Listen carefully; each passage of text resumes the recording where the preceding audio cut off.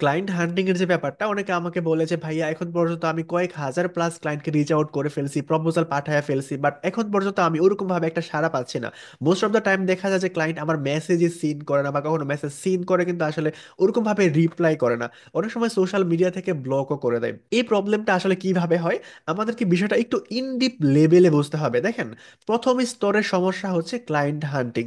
আপনি ইউটিউব থেকে র্যান্ডম একটা ভিডিও দেখে ক্লায়েন্ট হান্টিং করা শুরু করে দিলেন, বাট এটা আপনার জন্য ওইরকম একটা বেশি কার্যকর হয় না। কেন হয় না? আপনি একটা ক্লায়েন্ট হান্টিং ভিডিও দেখলেন, আপনার কাছে মনে হইলো ভিডিওটা খুবই ভালো, টেকনিকটা খুবই ভালো, বাট প্রবলেমটা হচ্ছে এই ভিডিওতে আপনি দেখেন যে 20,000 ভিউজ হয়েছে। তো 20,000 ভিউজ হইলে কমপক্ষে 5,000 মানুষও যদি এই টেকনিকটা ইউজ করে, তাহলে দেখা যাবে এতগুলো মানুষ যখন একটাই টেকনিক ইউজ করে, তখন দেখা যাবে যে একটা ক্লায়েন্টকে আপনারা 10 জন রিচ আউট করে ফেলেছেন। তো ওই ক্লায়েন্টটা যদি একজন পটেনশিয়াল ক্লায়েন্ট হয়েও থাকে, তাহলে অলরেডি সে নষ্ট হয়ে গেছে, নয়তোবা অন্য কেউ সে আপনার আগে নিয়ে নিছে, কারণ আপনার আগে আরো 9 জন পৌঁছে গেছে।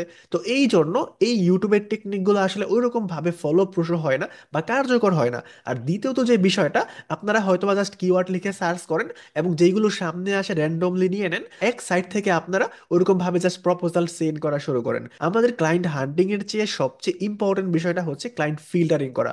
অর্থাৎ কোন ক্লায়েন্টের আসলে আমার কাজ দরকার আছে, বা এই বিজনেসের দুর্বল পয়েন্টগুলো কি কি আছে, আমি সেটা কিভাবে ফিক্স করতে পারি।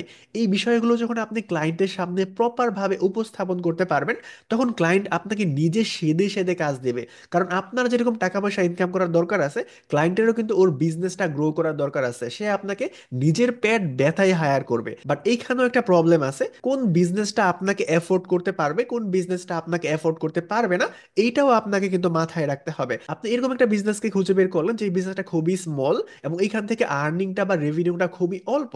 তো ওই বিজনেসটা আপনি যতই ওকে ল্যাকিং পাস দেখান না কেন, সে তো আপনাকে এফোর্ড করতে পারবে না, তাই না? তো আপনি যদি জাস্ট র্যান্ডমলি যাকেই পান তাকেই যদি প্রপোজাল সেন্ড করেন, তাহলে এইটা আপনার কয়েক হাজার মেল করবেন, ভালো একটা ফলপ্রসূ ফলাফল আপনি পাবেন না। বাট আপনি যখন এই বিষয়গুলো মাথায় রেখে প্রপার প্ল্যানিং করে স্টেপ বাই স্টেপ আগাবেন, তখন আপনাকে কয়েক হাজার মেল করতে হবে না। আপনি 50, 60টা বা 100টা যদি মেল করেন, বা একদম মিনিমাম সংখ্যক যদি আপনি প্রপোজাল পাঠান, এইখান থেকে আপনি প্রজেক্ট পাবেন।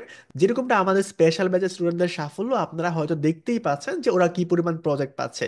সো আমাদের সপ্তম ব্যাচে এডমিশন চলছে 50% ডিসকাউন্টে। শুধুমাত্র ক্লায়েন্ট হান্টিং এর উপর আমাদের 5 থেকে 7 ঘন্টা ক্লাস হবে।